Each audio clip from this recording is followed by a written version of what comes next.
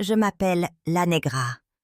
Ce n'est pas mon vrai nom, mais c'est celui qui a circulé dans les rues, dans les couloirs sombres des prisons et dans les murmures des marchés de Guadalajara. Aujourd'hui, je vais vous dire ce que personne n'a jamais osé avouer. J'ai tenu entre mes mains les rênes du cartel, le plus redouté du Mexique, le CGNG, alors même que son chef mythique Nemesio Oseguera Cervantes, connu sous le nom d'El Mencho, disparaissait dans l'ombre. Oui, pendant des mois, c'est moi, une femme, qui ai dicté les ordres, qui ai décidé de qui devait vivre ou mourir.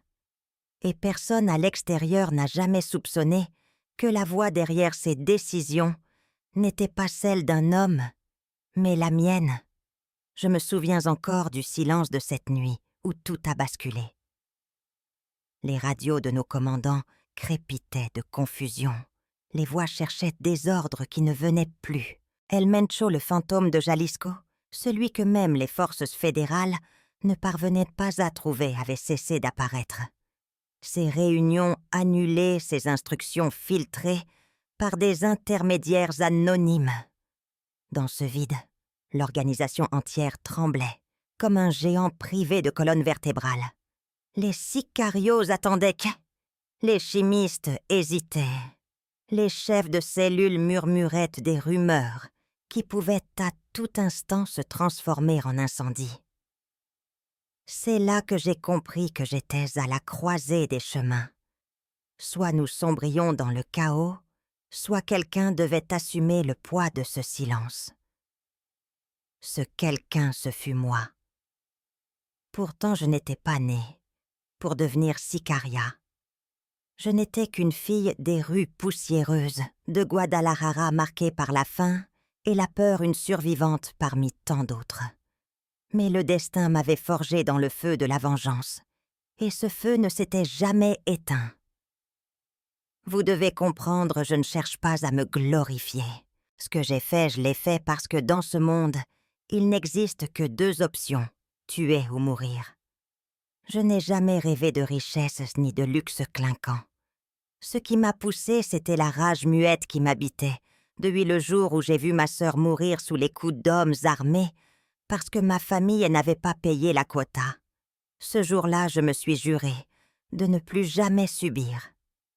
Alors quand El Mencho a reconnu en moi cette détermination glaciale, il m'a lancé dans les opérations spéciales. Pas de cristal à vendre dans les ruelles, pas de dettes à collecter. Directement le sang et la poudre. Je n'ai jamais échoué, et c'est pour cela qu'il m'a fait confiance. Mais cette confiance allait devenir ma prison quand lui a disparu, c'est moi qui me suis retrouvée prisonnière de son empire. Mon aveu aujourd'hui n'est pas une tentative de rédemption. C'est un cri arraché au silence, un morceau de vérité que j'ai caché trop longtemps, parce que derrière chaque article de journal, derrière chaque statistique de mort à Michoacán ou Colima, il y a des décisions que j'ai prises dans l'ombre. Et je porte ce fardeau seul comme un fantôme, qui se souvient encore des nuits où un simple appel de ma voix pouvait déclencher une guerre. Voilà ma vérité. L'histoire d'une femme qui a dirigé l'espace d'un souffle, un empire criminel bâti sur la peur et le sang. Une femme dont personne n'a jamais deviné le rôle. Une femme qui aujourd'hui ose enfin prononcer son aveu. J'ai été l'ombre qui a maintenu le CGNG debout quand son roi était tombé malade. Et cet aveu n'est que le début. Je ne suis pas née sicaria. Je suis née dans un quartier que les cartes touristiques effacent dans ces ruelles de Guadalajara, où la poussière colle à la peau et où les enfants apprennent plus vite à courir qu'à rêver. Ma famille n'avait rien. Mon père, quand il était là, buvait sa misère, jusqu'à s'endormir sur une chaise bancale. Ma mère travaillait comme domestique dans des maisons où le parfum de la propreté ne franchissait jamais le seuil de notre porte. Moi, je grandissais avec ma petite sœur dans un univers où le futur n'existait pas. L'école un luxe. J'y allais quelques jours, jusqu'à ce que mes chaussures se déchirent et que mes cahiers disparaissent dans la boue. Ce que j'ai appris, je l'ai appris dans la rue à écouter le bruit des moteurs, avant que surgisse la police et à lire la peur dans les yeux de mes voisins, quand les collecteurs de quotas venaient de frapper aux portes. Très tôt, j'ai compris que la vie ne tenait qu'à un fil, qu'à la bonne volonté d'hommes armés qui décidaient de qui devait vivre et de qui devait payer. Je me souviens de l'odeur des tortillas brûlées le soir où tout a basculé. J'avais 17 ans. Ma sœur cadette, à peine 15 ans, avait osé sortir sans payer la taxe imposée par les États. Ils l'ont prise en exemple. Les cris de cette nuit résonnent encore dans ma tête, comme une cicatrice sonore que je n'effacerai jamais. Ils l'ont humiliée, massacrée, laissée mourir dans la poussière de la ruelle. Et moi, j'étais là, paralysée et impuissante, condamnée à regarder. Ce fut le point de non-retour. Ce jour-là, j'ai cessé d'être une adolescente. La douleur a creusé en moi un trou que rien n'a jamais comblé sinon la haine. Je n'ai pas choisi le crime par ambition. Je l'ai choisi parce que la justice dans nos rues n'existe pas, parce que la police ne venait jamais, ou venait pour extorquer un peu plus, parce que les prières de ma mère s'élevaient vers un ciel vide. Les jours qui ont suivi furent flous. Je passais mes nuits à errer, à serrer entre mes doigts un couteau de cuisine, comme si cela pouvait effacer l'impuissance. Chaque regard d'homme armé me brûlait. Chaque rire dans la rue me rappelait la voix étouffée de ma sœur. Je suis devenue une ombre avant même d'entrer dans l'organisation. Certains disent que l'enfance forge l'adulte. Moi, je dis que l'enfance m'a brisée. Mais dans ces ruines, il restait une étincelle, la promesse muette, que plus jamais personne ne m'écraserait. Que si je devais devenir un monstre pour survivre, je le deviendrais. À Guadalajara, personne ne tend la main. Alors j'ai tendu la mienne tremblante vers ceux qui offraient autre chose que le silence, les hommes du CGNG, encore balbutiants, mais déjà prêts à embrasser la violence comme seul langage. Je ne savais pas encore que cette décision m'enchaînerait pour des années. Mais au fond, qu'avais-je à perdre? J'étais déjà morte avec ma sœur. Ce qui restait, c'était une coquille vide, nourrie par la colère, et guidée par une seule idée: survivre. Je ne savais pas exactement ce que je cherchais lorsque j'ai franchi pour la première fois la frontière invisible entre ma misère et leur monde. Ce que je savais, c'est que les rues de Guadalajara n'avaient plus rien à m'offrir, ni avenir ni protection. Alors j'ai suivi les traces laissées par ceux dont on chuchotait, les noms des hommes, qui portaient des armes comme d'autres, portant une montre des hommes qui faisaient trembler les quartiers entiers par leur simple présence. C'est un ami d'enfance, Georges, qui m'a tendu le premier fil. Nous avions grandi ensemble, et lui aussi avait perdu un frère sous la main des États. Un soir, il m'a dit « Viens, Negra. Si tu veux survivre, si tu veux te venger, il n'y a qu'un seul chemin. » Nous avons pris un bus déglingué qui nous a menés dans une périphérie de la ville, là où les entrepôts servaient à tout, sauf à stocker des marchandises. Je me souviens de cette odeur de solvant de métal et de sueur. À l'intérieur, une vingtaine d'hommes attendaient. Certains riaient, d'autres nettoyaient leurs armes. Ils parlaient de El Mencho, ce nom qui circulait déjà comme une menace sourde. On disait qu'il avait quitté les Milenios, qu'il bâtissait son propre empire. Ce soir-là, j'ai compris que je me trouvais face à la graine d'un monstre appelé à devenir l'arbre le plus sombre du Mexique. Personne ne m'a demandé ce que je faisais là. Peut-être parce que mes yeux parlaient pour moi. J'étais jeune, mais je portais déjà la marque de la perte. Un des hommes, grand tatoué, m'a lancé un regard curieux. Celle-là, elle n'a pas peur. J'ai senti que c'était vrai. La peur avait quitté mon corps depuis la mort de ma sœur. Il ne restait que la colère et une étrange tranquillité devant la violence. Ce fut Georges qui expliqua pour moi ma sœur assassinée, ma rage, ma volonté de ne plus jamais subir. L'homme tatoué hocha la tête. Il s'appelait Ramiro, mais tous l'appelaient El Güero. C'était un vétéran des milléniaux, passé dans le nouveau cercle de Mencho. Il me jaugea longuement comme on jauge une arme, avant de décider si elle mérite d'être chargée. Puis il dit « Si tu veux entrer, il faudra montrer que tu sais rester invisible. » Cette nuit-là, je n'ai pas reçu d'armes. Je n'ai pas reçu d'ordre sanglant. On m'a simplement demandé d'observer. 3 jours durant, j'ai suivi Ramiro et ses hommes. J'ai vu comment ils repéraient les véhicules de police, comment ils lasiaient les rues comme un livre ouvert, comment ils glissaient de l'ombre à la lumière, sans jamais laisser de traces. C'était une école brutale sans manuel ni professeur, et pourtant j'apprenais plus vite que je ne l'aurais cru. Le 3e soir, alors que nous revenions d'une réunion où l'argent avait changé de main, Ramiro me demanda « Qu'est-ce que tu as vu ?» J'ai parlé. J'ai décrit les visages, les détails, les positions des voitures, les armes dissimulées. Il me regarda surpris. « Tu n'as rien oublié, » dit-il. Ce fut mon premier pas. Je n'étais pas encore Sicaria, mais je n'étais plus une simple fille de la rue. J'étais entrée dans le vestibule d'un monde souterrain où la mémoire, le silence et l'obéissance valaient autant qu'une balle. Je sentais déjà que je ne pourrais plus reculer. Et quelque part, une partie de moi se réjouissait pour la première fois depuis la mort de ma sœur, je n'étais plus impuissante. On dit souvent que pour entrer dans un cartel, il faut du sang. Mais pour moi, ce ne fut pas exactement le cas. Mon rite d'initiation n'a pas commencé par un meurtre, mais par une mise à l'épreuve plus subtile, plus cruelle encore prouver que je pouvais me fondre dans l'ombre, que je pouvais devenir un fantôme aux yeux de la ville.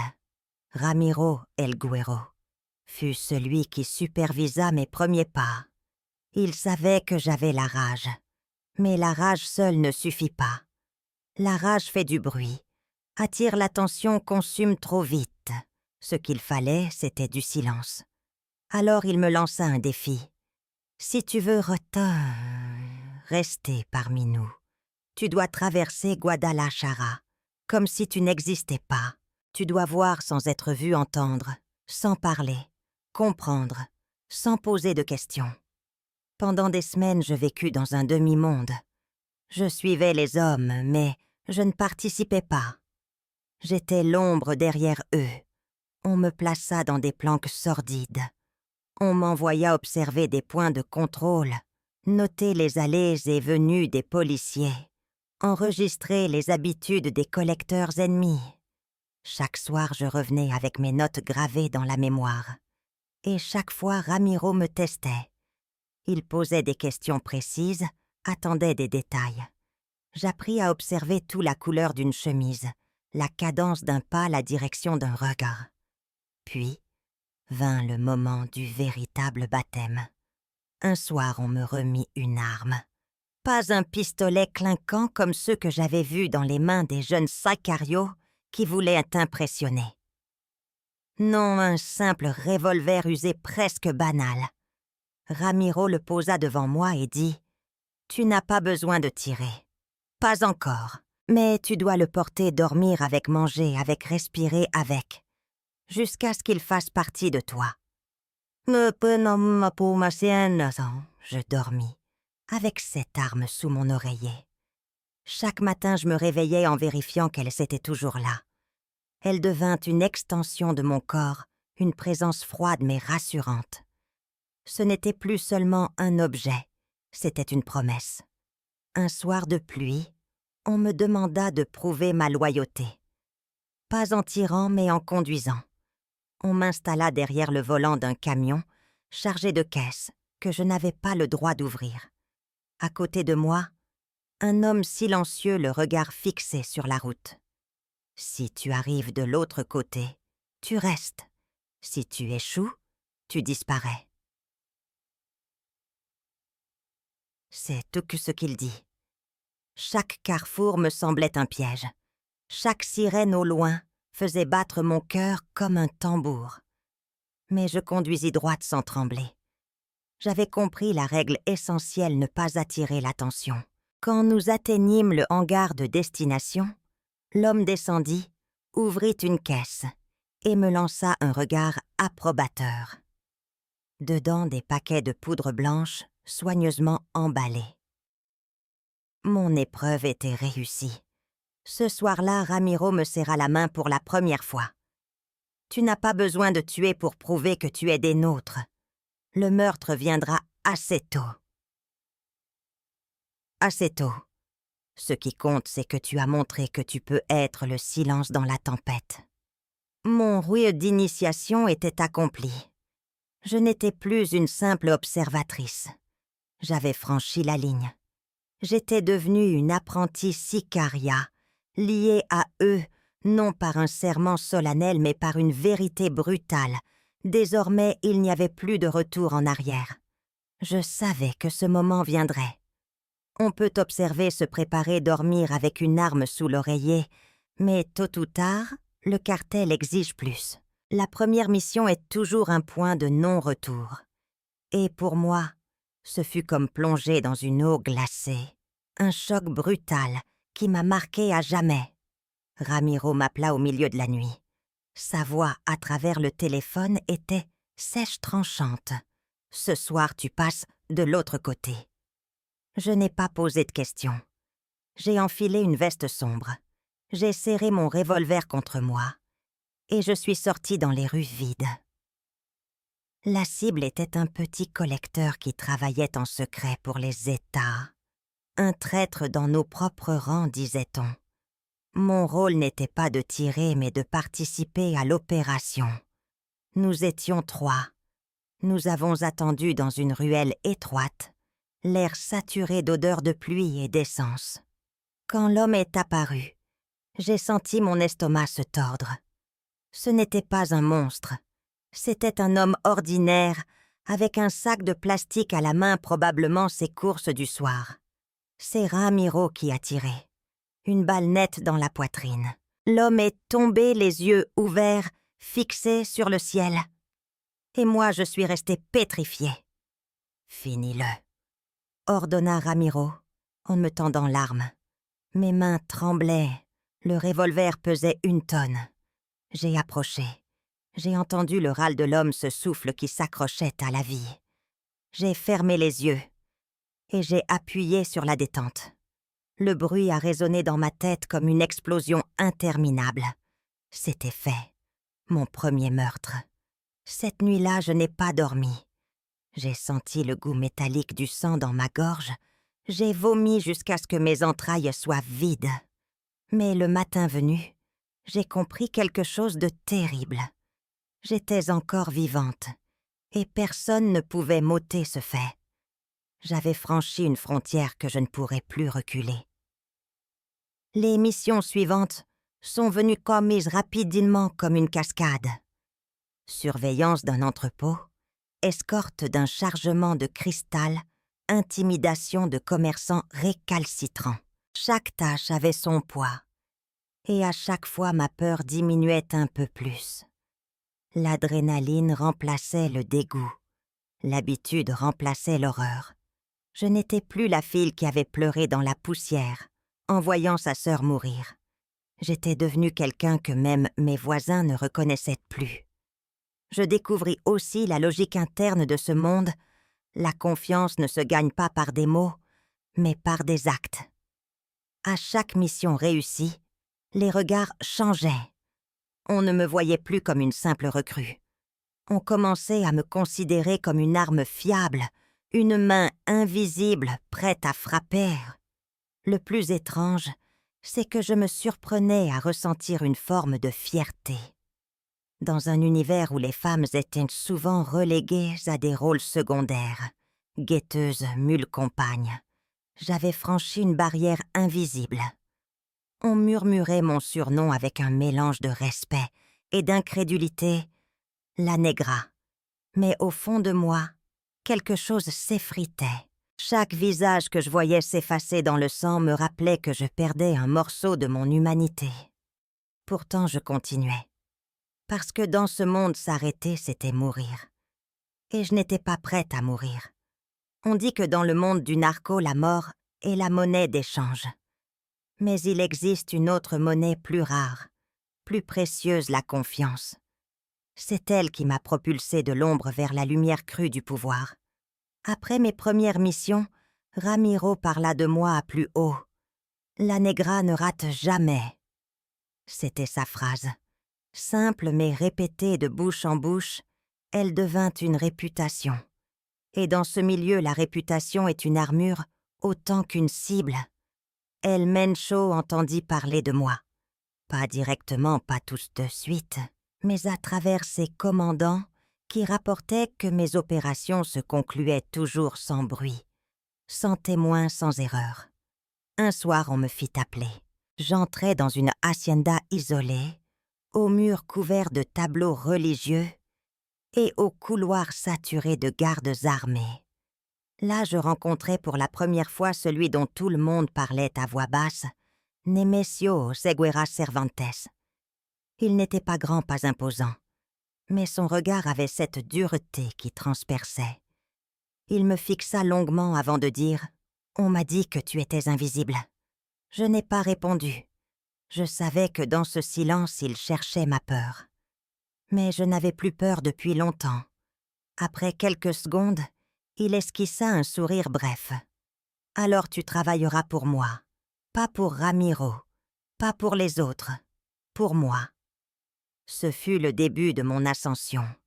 On me donna des missions plus importantes. Escorter des convois entiers de méthamphétamine à travers plusieurs États. Coordonner des assassinats ciblés contre des rivaux stratégiques. Négocier avec des cellules locales récalcitrantes. Chaque succès consolidait ma place. Je découvris aussi l'autre visage du cartel l'argent. Les sommes que nous déplacions chaque semaine dépassaient tout ce que j'avais imaginé. Des valises de dollars, des transferts, via des sociétés écrans, des propriétés, achetées sous de faux noms. Le pouvoir n'était pas seulement dans les armes, mais dans ces flux invisibles qui nourrissaient notre empire. Pour la première fois, je goûtais à un luxe que je n'avais jamais connu, villas aux piscines bleues, voitures, aux vitres fumées, vêtements que je n'aurais jamais osé toucher dans une boutique. Mais ce luxe avait un prix. Je savais que chaque bijou scintillait du sang de quelqu'un, que chaque bouteille de tequila, ouverte dans une fête, cachait l'odeur du métal et de la poudre. L'ascension n'était pas qu'économique. Dans les rangs, mon nom devenait synonyme de loyauté et d'efficacité. Les sicarios me respectaient parce qu'ils savaient que je n'envoyais personne dans une mission que je n'aurais pas pu accomplir moi-même. Certains m'appelaient Jeffa, d'autres plus discrètement, la Sombra de Mencho. Pourtant, avec le pouvoir vint aussi une ombre plus lourde, la conscience que je devenais indispensable. Plus je montais, plus je savais de secrets, plus j'étais impliquée dans des décisions qui dépassaient la simple survie. J'étais entrée dans la sphère où les alliances avec des politiciens et des policiers corrompus se négociaient derrière des portes closes, où un appel pouvait faire basculer l'équilibre d'une ville entière.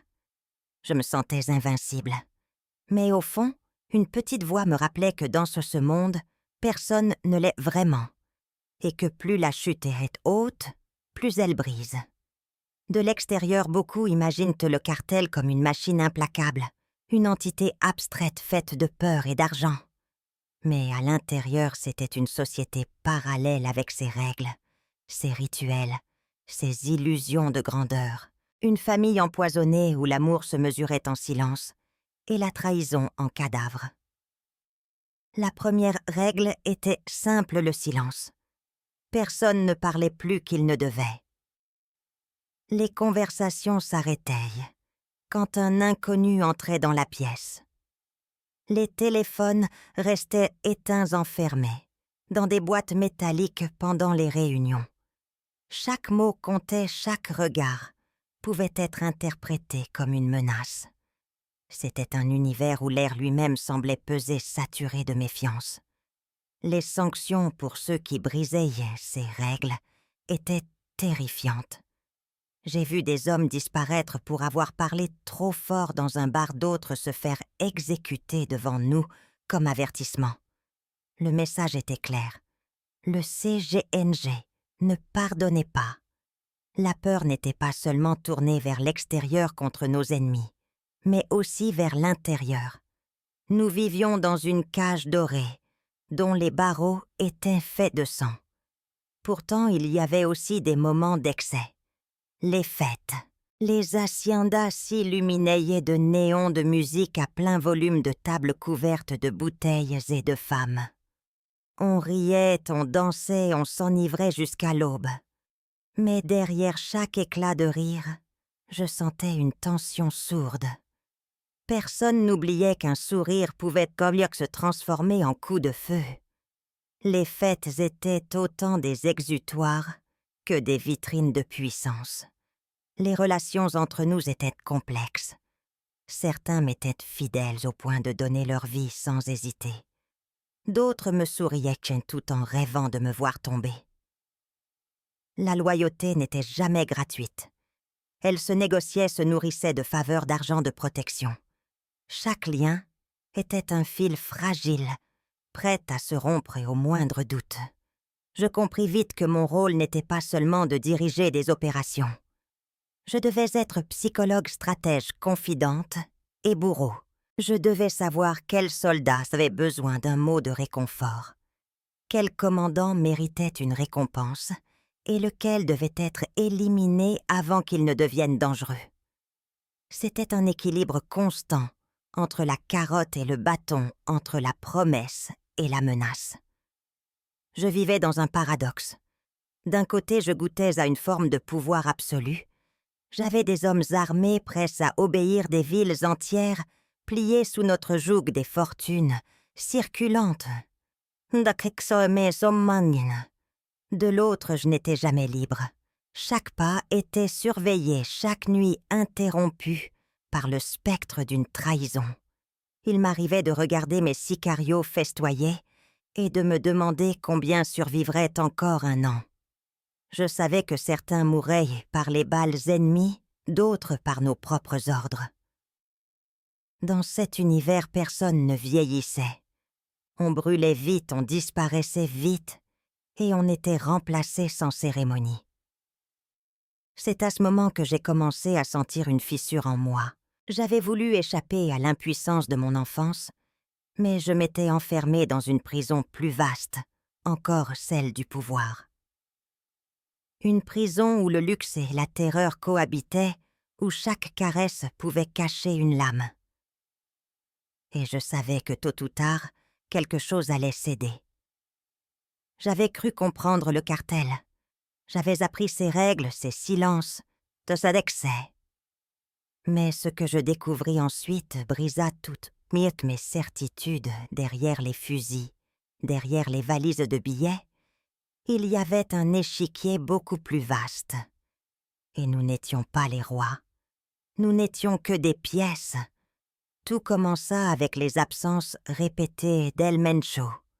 Au début, personne n'osa poser de questions. Un chef qui disparaît, c'est comme un dieu qui se cache. On continue de croire, de répéter ses ordres transmis par des voix anonymes. Mais moi, j'avais appris à sentir les failles.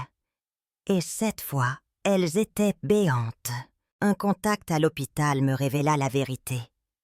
Un homme sans papiers officiels gardé par une sécurité inhabituelle venait d'être admis avec une insuffisance rénale avancée. Tout concordait. El Mencho, le spectre intouchable, était en train de mourir lentement.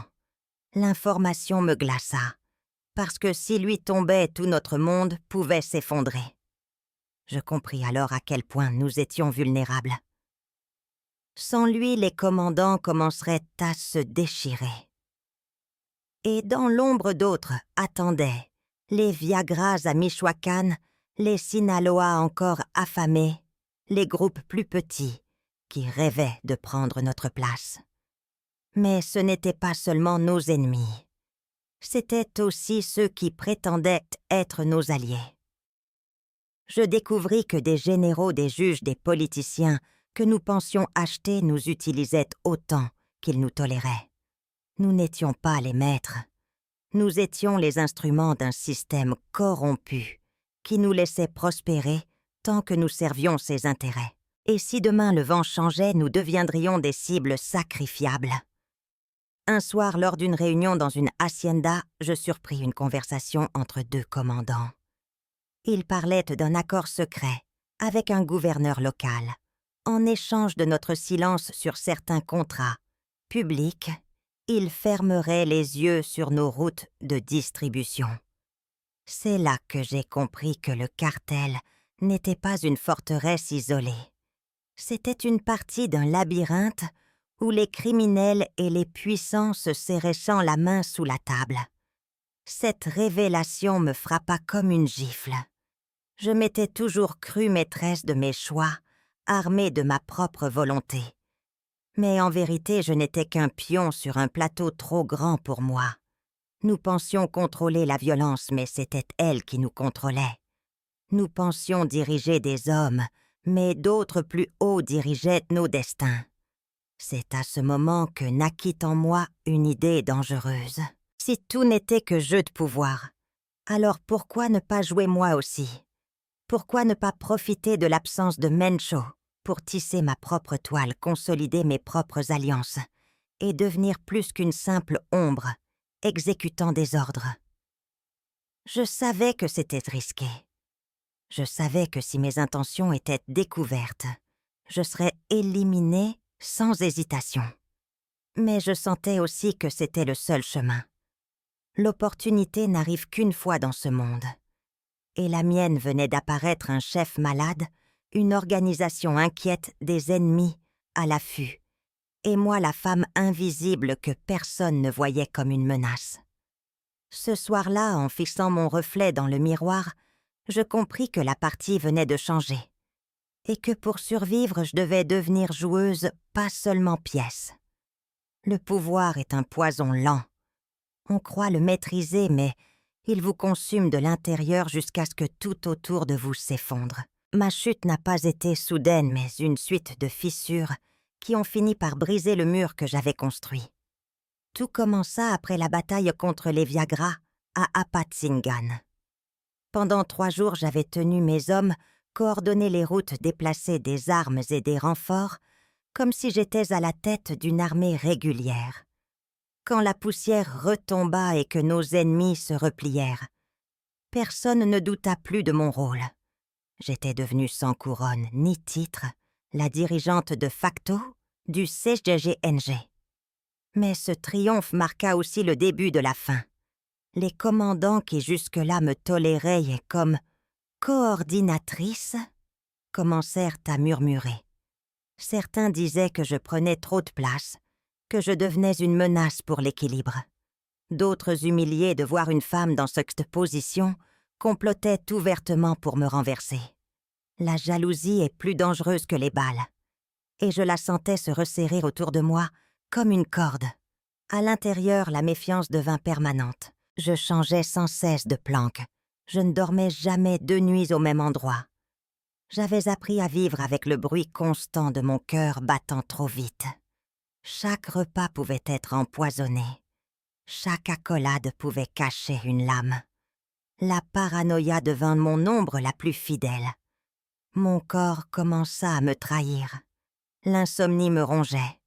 J'avais des ulcères qui me brûlaient l'estomac, des saignements de nez incontrôlables. Le stress me consumait plus sûrement que n'importe quelle balle. Et malgré cela, je continuais à sourire, à donner des ordres, à prétendre que tout était sous contrôle. La fracture la plus douloureuse fut la trahison d'un proche. Mon propre cousin, celui que j'avais toujours considéré comme un frère, fut surpris qu'en train de transmettre des informations aux États. Quand on me l'annonça, j'eus l'impression que le sol disparaissait sous mes pieds. Mais je savais qu'il n'y avait pas d'alternative. Si je lui pardonnais, je perdais toute crédibilité. Alors j'ai donné l'ordre. Sa mort porta ma signature. Cette nuit-là, j'ai compris que j'étais allé trop loin. Peu après, les autorités intensifièrent leur chaîne. Le Raktos, mon nom jusqu'alors absent des rapports, commença à apparaître dans les dossiers de renseignement. Je n'étais plus invisible. Les murs se refermaient de l'intérieur comme de l'extérieur. Je savais que ma fin approchait soit par une balle ennemie, soit par un mandat d'arrêt, soit par un poison glissé dans mon verre. C'est alors que je pris la décision la plus difficile de ma vie, me retirer. Pas fuir en courant, mais négocier ma sortie. J'avais accumulé assez de richesses, assez de secrets, pour qu'on n'ose pas m'éliminer immédiatement. Pendant 6 mois, j'ai préparé la transition transférée. Mes contacts remis les clés des laboratoires et des routes à d'autres. Chaque geste était calculé, chaque parole pesée. Le jour où j'ai annoncé mon retrait dans un ranch isolé, il y eut un silence lourd. Certains commandants protestèrent, d'autres me regardèrent avec soulagement. Mais personne n'osa s'opposer frontalement. Ils savaient que je connaissais trop de vérité.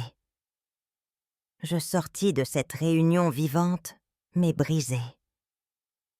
J'avais survécu au sommet, mais je savais que la chute m'avait déjà marqué à jamais.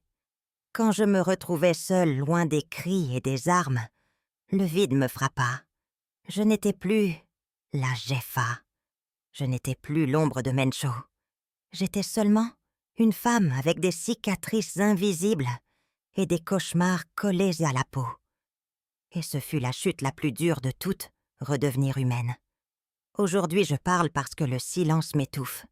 J'ai vécu des années avec mes secrets en travers de la gorge, comme une pierre impossible à avaler.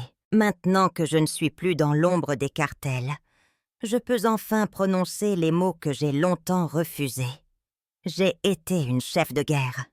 J'ai pris des décisions qui ont coûté la vie à des centaines de personnes. Et j'ai cru que c'était la seule manière de survivre. Mais survivre n'est pas vivre.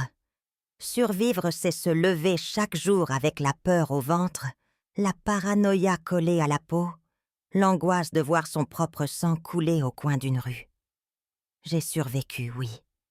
Mais j'ai perdu ce qui faisait de moi une personne entière, la confiance, l'innocence, la capacité d'aimer sans douter. Je me souviens du pouvoir comme d'une drogue. Il suffisait d'un appel de ma voix pour mobiliser des centaines d'hommes, pour déplacer des millions de dollars, pour déclencher une guerre. À ce moment-là, je me sentais invincible. Pourtant, c'était une illusion.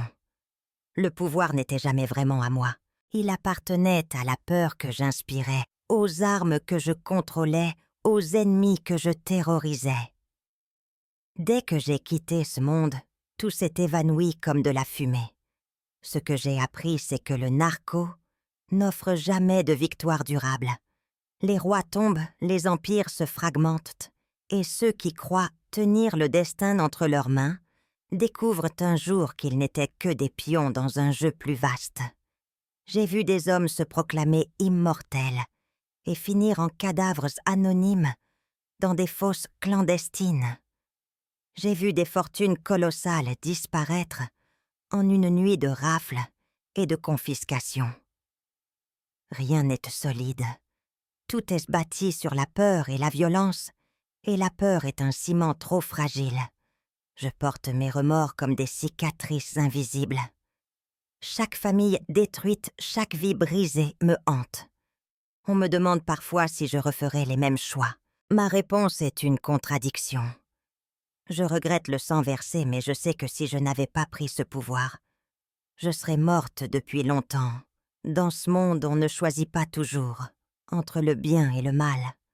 On choisit entre mourir et devenir monstre.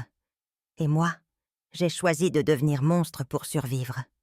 Aujourd'hui, j'existe sous une identité nouvelle. Je marche dans des rues où personne ne connaît mon nom, où personne ne chuchote. La Negra, derrière mon dos. Et pourtant, je ne suis jamais vraiment libre. Les fantômes me suivent dans les viges, me fixant la nuit. Je sais que je ne trouverai jamais la paix complète. Mais au moins, j'ai encore la voix pour raconter. Alors voici ma confession, j'ai dirigé le CGNG quand son roi était absent. J'ai tenu entre mes mains un empire criminel et j'en suis sortie vivante.